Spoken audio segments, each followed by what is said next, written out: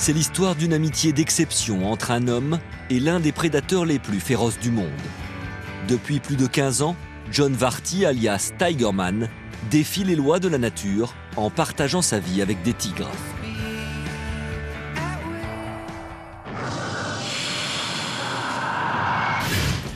Tout commence en janvier 2006, dans le zoo de Bowmanville, au Canada. John Varty, cinéaste animalier et grand amoureux des félins, se lance dans un projet fou.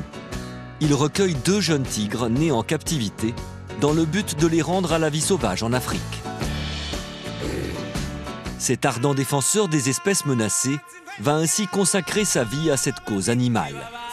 Les tigres Ron et Julie quittent le zoo dans lequel ils sont nés pour Tiger Canyons, une réserve unique en son genre, en plein cœur de l'Afrique du Sud. Ils sont arrivés ici à l'âge de 3 mois. Ce sont de magnifiques spécimens.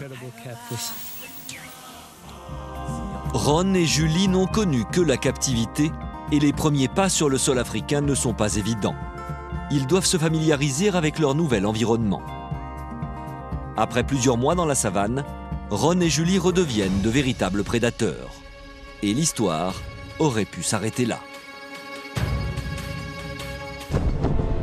Mais les 2 félins ne semblent pas vouloir oublier leur bienfaiteur. Dès qu'ils l'aperçoivent, ils se précipitent à ses côtés et ne semblent jamais vouloir s'éloigner trop loin de lui, comme si des liens indéfectibles les unissaient à jamais. La relation que j'ai avec Julie est très forte. C'est comme si on faisait partie de la même famille. Une complicité exceptionnelle grâce à laquelle John est au quotidien au plus près de ses tigres. Là où tout autre individu serait en danger de mort, lui semble toujours le bienvenu.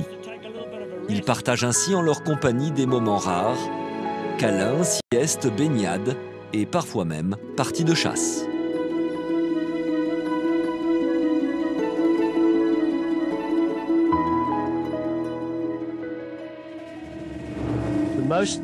Le moment que je savoure le plus, c'est quand je peux suivre un tigre à la chasse. Julie a attrapé un phacochère. Elle passe à table. Mieux vaut garder ses distances. John n'oublie pourtant jamais que le tigre est un animal sauvage. Mais le 9 janvier 2006, la tigresse va lui donner l'occasion de partager un moment unique. Elle s'apprête à donner naissance au tout premier bébé de la réserve. John ne peut manquer un tel événement, même s'il ne sait pas comment la femelle va réagir à sa présence.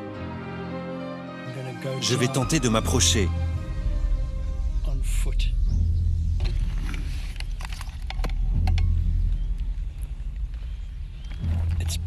Je prends un gros risque, car à tout moment, elle peut m'attaquer.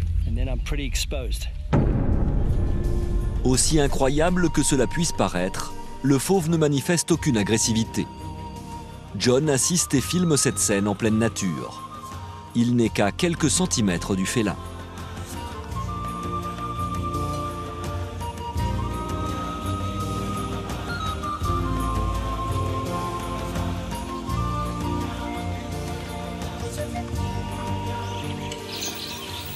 Maintenant que c'est fini, Julie va pouvoir se reposer.